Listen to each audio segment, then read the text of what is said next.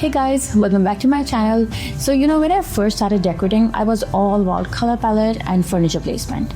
Then I discovered this secret ingredient which most people overlook, which is texture. Because texture is not usually the first thing people think about when they are decorating. It's not flashy and it does not get as much attention as color and furnishing. But often this is a reason your room feels warm and inviting or cold and unfinished.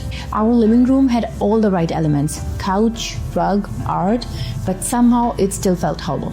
There was nothing wrong visually, but something was still off. That's when I started paying attention to texture. Not the big things, but the small things like layered details, like a soft rug, a hand-woven basket. What surprised me most was how many strong opinions people have about it. Some people believe everything should feel seamless and smooth. Others say the beauty is in contrast, like mixing woven with polished, soft with structured. Some people swear by all natural, while others are all about easier synthetics. So today we're gonna talk about texture, what it adds, why it matters, and how Middle Eastern homes have been layering textures beautifully from generations. A lot of design advice says to keep things cohesive.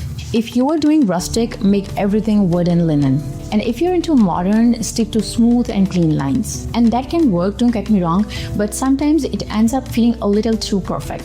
Like the kind of room you would tidy up for guests but never really enjoy yourself. Even I thought I had it all figured out. Just follow the usual advice like we all do at first. Beige on beige, everything matching.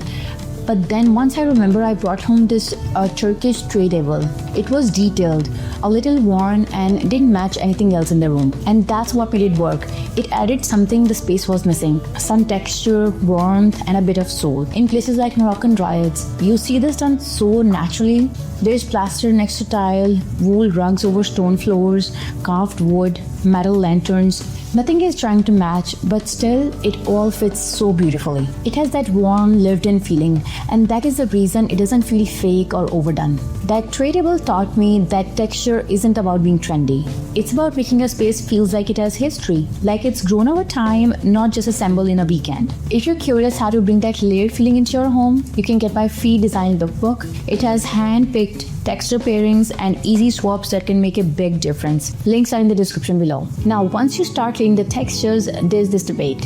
Do you stick with natural materials like wood, linen, and wood?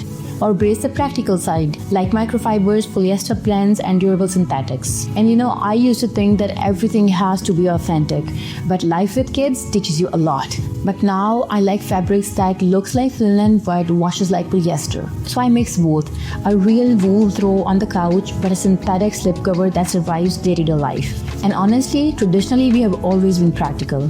In old Bedouin tents, they used goat hair for shade and warmth. It wasn't a design choice or trend, it was smart living. I think that's what we're all after.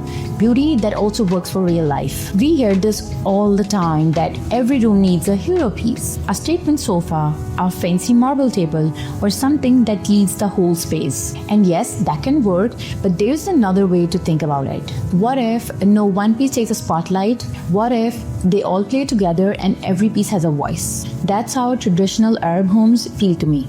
Nothing is shouting for attention. You'll find carved wood, soft cushions, worn rugs, copper trays, and they all just belong. Not because they are matched, but because they are balanced. This shift changed how I decorate. I used to anchor everything around one big item.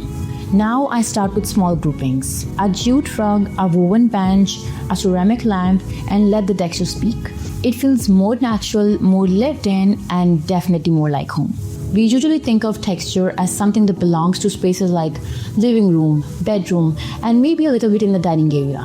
But some of the biggest changes I've made have been in the places that gets overlooked. The most powerful shift I made was in our hallway. It used to echo and it would give an impression of a very cold space. By just adding a soft wool turner and a basket near the door for the keys, honestly, it changed everything. Now even walking into our home feels good. In traditional Middle Eastern homes, texture is not reserved for special rooms. You will see woven baskets in the pantry, brass tools hanging in the kitchen, even the busiest rooms had soul. Sometimes it's the smallest details like a hand-woven napkin, a textured bowl that really makes you feel grounded. You guys, here's the truth. Most people won't even notice texture first, but it is the reason they'll feel something when they'll walk into your space. So don't wait for the perfect plan, just start.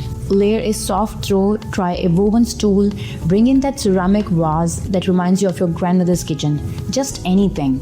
And if you're wondering how to begin, I've put together a free Middle Eastern texture lookbook with combos, ideas, and easy swaps to bring depth to your space. You'll find the link down in the description, and I'll see you next time.